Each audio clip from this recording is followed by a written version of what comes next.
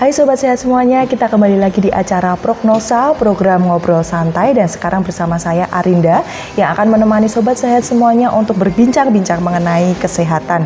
Nah, kali ini kita berada di Junjing Cafe and Resto, Jalan Gunung Kelut 2, Dukuhan, Nayu, Kadipiro, Surakarta.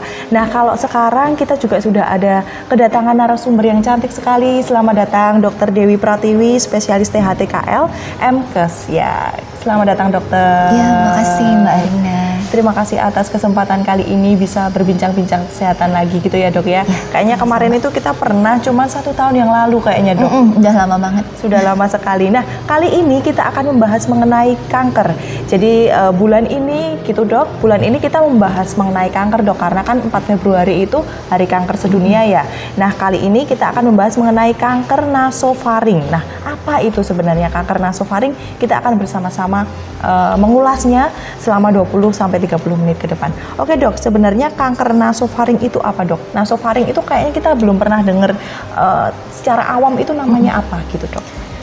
Kayaknya kalau nasofaring kurang familiar ya. Iya, betul. Padahal banyak sekali di Solo ini pasien-pasien dengan kanker nasofaring. Kanker nasofaring ini kalau di THT itu merupakan menempati peringkat pertama kanker di kepala leher. Jadi kalau kanker mungkin semua udah banyak yang tahu ya. Kanker itu dia adanya mutasi genetik di sel yang normal sehingga terjadi pertumbuhan yang tidak terkendali. Akibatnya dia merusak sel-sel normal di sekitarnya dan itu terus berlangsung sehingga bahkan bisa menyebabkan kematian. Kalau kanker nasofaring itu sendiri itu terletak di antara hidung dengan tenggorokan. Jadi dia bagian dari tenggorokan. Dia adalah bagian dari tenggorokan bagian atas. Jadi tenggorokan itu dibagi menjadi 3 tenggorokan bagian atas, tengah, dan bawah. Nah, nasofaring ini adalah bagian dari tenggorokan bagian atas. Dia letaknya di belakang hidung atau di atas dari langit-langit mulut. Nah, karena letaknya tersembunyi, penderita kanker nasofaring biasanya datang dengan stadium lanjut. Karena tersembunyi gitu ya dok, yang nggak banyak dilihat orang. Jadi biasanya gejala awalnya ya mirip dengan kalau kita kena flu. Itu biasa seperti pilek atau hidung mampet, dan itu terjadi berulang-ulang. Kemudian muncul benjolan di leher, baru biasanya pasien datang ke kita. Oh gitu. Sebenarnya apa yang dirasakan pertama kali orang yang terkena kanker nasofaring? Maksudnya itu kan tadi sudah stadium lanjut gitu ya. Kalau stadiumnya awal itu biasanya apa aja yang dirasakan gitu dok? Kalau gejala awalnya itu tergantung pertumbuhan tumornya di nasofaring. Kalau dia tumbuh ke arah jadi nasofaring itu rongga berbentuk seperti kotak ya. Dia berbatasan dengan saluran yang ke telinga atau saluran tuba, dan berbatasan dengan hidung bagian belakang dan juga dengan tenggorokan. Kalau dia tumbuh lebih ke arah samping, dia akan menyebabkan gejala lebih dini ke arah telinga. Tapi kalau dia tumbuh ke arah depan, dia akan menyebabkan gejala yang awal itu lebih ke arah hidung. Demikian pula kalau dia tumbuh ke arah bawah, dia akan menyebabkan gejala yang lebih dini itu ke arah tenggorokan. Jadi memang nggak bisa dipastikan, oh ini pasti gejala awalnya itu misalnya pilek gitu. Cuma memang seringkali ya itu gejalanya salah satunya pilek, kemudian hidung tersumbat, mirip dengan kalau kita kena flu atau sinusitis. Itu terjadi berapa lama gitu dok biasanya kalau misalnya terdeteksi itu adalah kanker nasofaring? Itu pilek terus hidung tersumbat seperti itu terjadi berapa lama? Bisa menahun, tergantung dia sifatnya agresif atau tidak. Seperti kita tahu kalau tumor dia kan sifatnya progresif, artinya semakin lama dia akan semakin tumbuh besar dan gejalanya semakin lama akan semakin berat. Jadi mungkin kalau gejala awalnya ya kita tidak terlalu perhatian karena dipikir flu, kita minum obat membaik, karena biasanya kan kita kasih obat radang dia bisa membantu mengurangi rasa sakit gejalanya, sehingga terus kemudian membaik, nanti dia muncul lagi. Cuma memang ketika kalau kita mengalami pilek dan muncul keluhan lendir campur darah, jadi bloody discharge istilahnya, itu kita harus curiga. Karena kalau kanker nasofaring ada yang sering bilang juga mimisan, tapi sebenarnya lebih lebih spesifiknya ya itu ada lendir campur darah. Mungkin dia nggak keluar darah banyak seperti kalau kita mimisan biasa ya, misalnya habis terbentur atau demam, itu kan akan mimisan keluar darah banyak. Jadi sifatnya lendir tapi ada darahnya. Berarti yang salah satu yang mendeteksi seperti itu ya dok ya, kalau lendir keluar darah. Tetapi kalau misalnya dia seperti gejala flu, dia masih bisa membaik ketika diberi obat, begitu ya dok ya? Ya. Oke, ya, memang agak susah ya untuk mendeteksi secara awal gitu ya dok ya. Lalu itu apa saja yang dirasakan penderita, lalu sebenarnya faktor resikonya apa saja? Apa yang menyebabkan kita bisa terkena ke kanker nasofaring? Kita kan tahu ya dok, ini tadi nomor 1 di THT ya dok ya, kan itu cukup mengerikan juga gitu. Ya, jadi penyebab kanker itu sebenarnya tidak ada satu penyebab yang spesifik. Dia penyebabnya multifaktor. Yang jelas ada faktor genetik. Kemudian kalau di nasofaring yang terkenal itu adalah infeksi virus Epstein-Barr virus atau EBV. Karena hampir semua penderita nasofaring ketika dicek nasofaringnya itu ditemukan virus EBV itu. Kemudian juga paparan lingkungan ya, jadi misalnya paparan asap rokok, alkohol, kemudian mengkonsumsi makanan yang ada pengawetnya, gitu. Jadi itu juga bisa berkontribusi. Contohnya makanan yang diawetkan dengan cara diasinkan, diasap atau mengandung nitrosamin, itu terkenal juga sebagai salah satu faktor yang berkontribusi terhadap terjadinya kanker nasofaring. Kalau EBV itu sendiri sebenarnya hampir semua orang pernah mengalami EBV atau infeksi karena EBV virus ini. Cuma kalau daya tahan tubuh kita baik, itu tidak akan manifest. Tapi kalau orang-orang dengan daya tahan tubuh yang rendah seperti anak-anak atau lansia atau memang kita juga lagi kurang istirahat, itu bisa manifest. Tidak selalu menjadi kanker nasofaring, bisa infeksi tenggorokan biasa. Jadi itu juga ada karena virusnya juga karena memang ada faktor risiko lain yang tadi sudah disebutkan ya dok.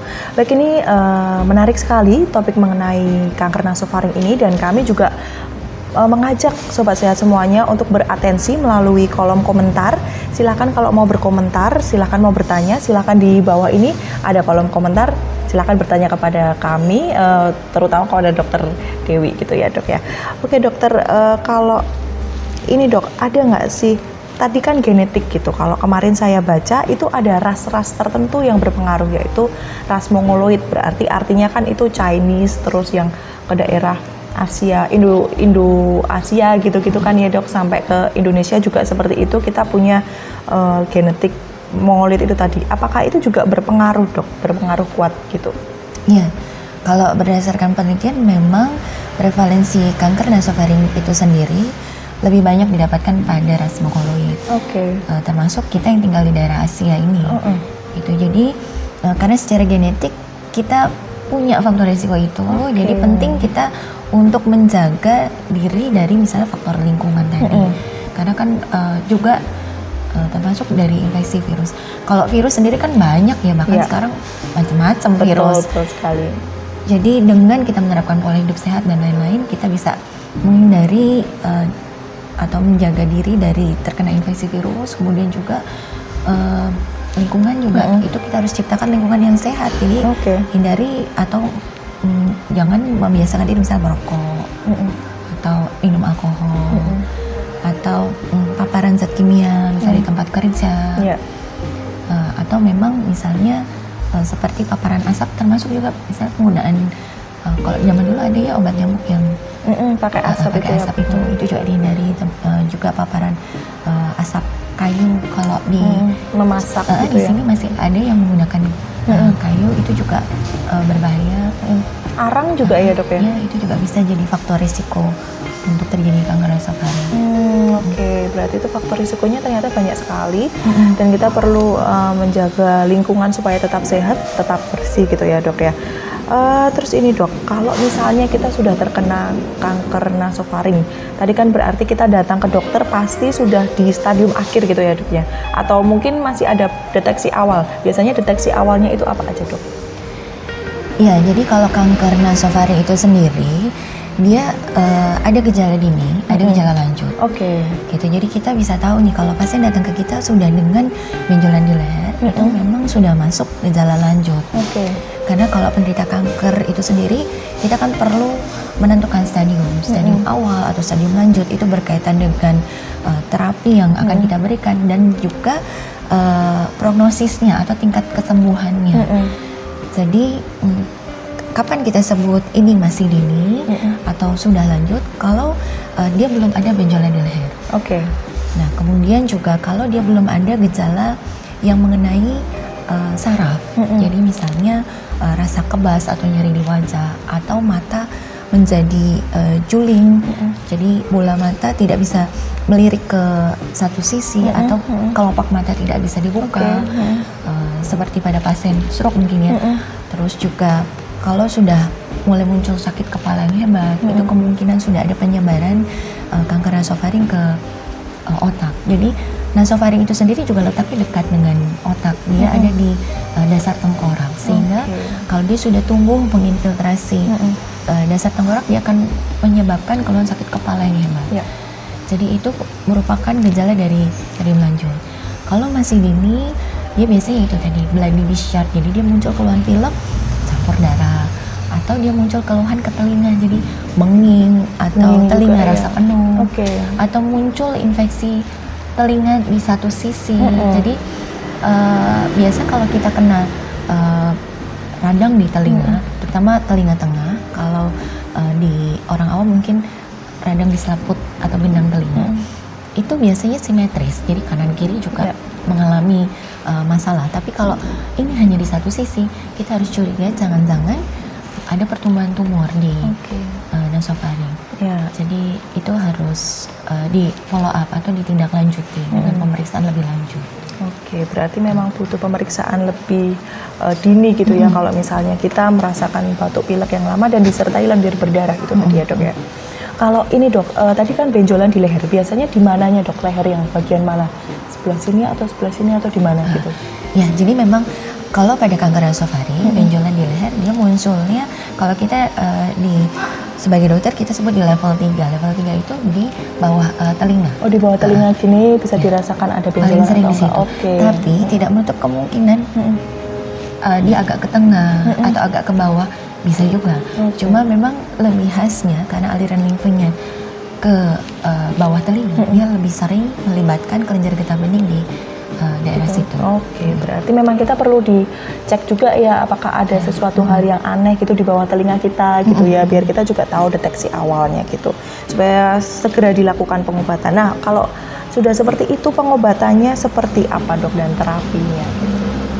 Ya, jadi pertama kita harus diagnostik dulu kan. Kita harus pastikan dulu benar nggak ada tumor di nasofaring, karena nasofaring tadi itu tempatnya tersembunyi. Kita nggak mungkin melakukan hanya sekedar pemeriksaan luar, hanya memeriksa misalnya benjolan di lehernya aja. Tapi yang penting kita harus lihat ke daerah nasofaringnya. Jadi kita perlu melakukan pemeriksaan endoskopi yang disebut dengan nasofaringoskopi. Nasofaringoskopi itu kita lihat dengan kamera ke dalam melalui hidung sampai ke daerah nasofaring. Nanti di sana kita akan melihat, oh iya daerah nasofaringnya bersih atau memang ada tumbuh daging yang kita curigai sebagai tumor. Gitu. Baik, kita cut dulu ya doknya. Ada yang bertanya dari Tiup Panjaitan. Nah, pagi dok, mau tanya apakah ada komplikasi yang disebabkan kanker nasofaring? Gitu gimana dok? Silahkan mau dijawab. Ya, jadi kalau komplikasi itu mungkin berkaitan dengan penyebaran tumornya. Jadi tumor nasofaring itu bisa ada penyebaran jauh, ada penyebaran dekat, sama prinsipnya dengan kanker yang lainnya. Penyebaran dekat itu kalau dia menyebabkan atau menyebar ke daerah kelenjar getah bening, di daerah leher terutama. Kemudian kalau penyebaran jauh, dia bisa menyebabkan metastasis atau penyebaran ke misalnya paru-paru, atau tulang, atau liver, atau ginjal, atau otak. Jadi memang sampai situ juga ya. Ya, serupa dengan kanker yang lainnya. Jadi bisa kemana-mana. Jadi paling itu ya. Jadi makanya kalau kita sudah mendiagnosis pasien, oh ini kanker nasofaring, kita lakukan pemeriksaan menyeluruh. Kita cek rongga perutnya, liver dan ginjalnya bagaimana, paru-parunya kita ronsen. Jadi kemudian juga kalau ada curiga penyebaran ke tulang, ya kita lakukan pemeriksaan seluruh bagian tulangnya. Oke. Gitu, jadi tidak bisa dipastikan ini penyebarannya mesti kemana gitu. Tidak bisa dipastikan ya, memang harus dilakukan observasi terus-menerus gitu ya dok ya? Iya, pemeriksaan lebih lanjut. Oke, pemeriksaan lebih lanjut. Oke, tadi gimana dok kalau untuk terapinya, kalau itu sudah terdeteksi benar itu nasofaring, itu apa yang bisa dilakukan gitu? Jadi tergantung stadiumnya. Oke. Kalau kita sudah pastikan ini suatu kanker di nasofaring, kanker nasofaring itu sendiri ada beberapa tipe. Jadi nanti kita bedakan, oh ini tipe yang kalau berdasarkan WHO itu dia ada 3 tipe. Tipe 1, tipe 2, atau tipe 3. Kebanyakan karena berkaitan dengan EBV tadi, Epstein-Barr virus itu tipe 3. Oke, tipe 3. Kalau tipe 3 itu dia sifatnya dikatakan radiosensitif. Dan memang untuk modalitas utama untuk kanker nasofaring itu memang radioterapi. Kalau dia masih stadium awal, jadi stadium 1 kita cukup radioterapi.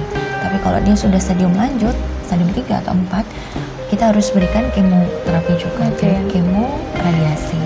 Sementara kalau tindakan pembedahan untuk kanker nasofaring itu sangat jarang dilakukan atau hampir tidak pernah dilakukan karena memang letaknya sulit untuk dijangkau. Jadi kalaupun kita lakukan pembedahan itu tidak mungkin bisa mengambil secara utuh.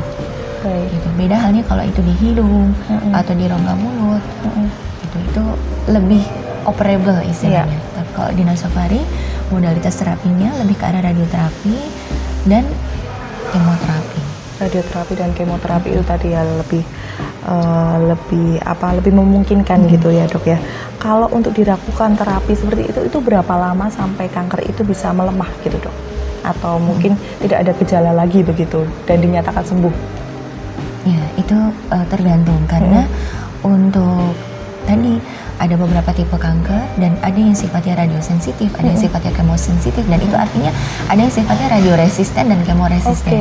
Jadi sudah kita radioterapi, tetapi benjolan di lehernya tidak menghilang, massa atau daging di nasofaringnya tidak berkurang. Jadi tergantung. Jadi setelah kita lakukan radioterapi dan kemoterapi, kita evaluasi, kita lihat benjolan di lehernya kalau itu mengecil berarti kita anggap oh ini respon dengan pengobatan yang kita berikan. Kemudian juga di nasofaringnya kalau dia mengecil berarti ada responnya, tapi ada juga yang sifatnya komplit responnya, ada yang parsial.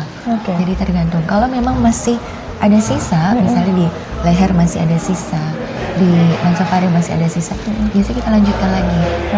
Jadi untuk kemoterapi itu kan satu siklus sekitar 3 kali kemoterapi.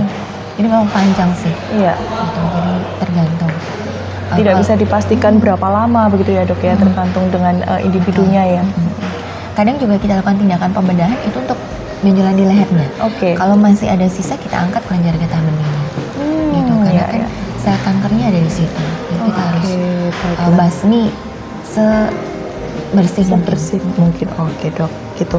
Nah kalau untuk ini sendiri dok, ini kan sudah terapinya, lalu pencegahannya gimana dok? Tadi kan kita harus menjaga lingkungan supaya bersih. Nah ini monggo dokter silahkan memberikan tips kepada sobat sehat semuanya bagaimana untuk mencegah kanker nasofaring ini sendiri. Ya, jadi namanya kanker itu memang bukan seperti penyakit infeksi yang lebih gampang dicegah dengan kita menerapkan pola hidup sehat. Sekali lagi banyak orang yang kena kanker padahal dia pola hidupnya sehat. Apalagi kalau pola hidup kita nggak sehat. Jadi prinsipnya ya tetap harus menerapkan pola hidup sehat dengan cara misalnya mengkonsumsi makanan yang bergizi seimbang. Itu penting. Kemudian juga olahraga teratur. Kemudian juga istirahat juga harus cukup.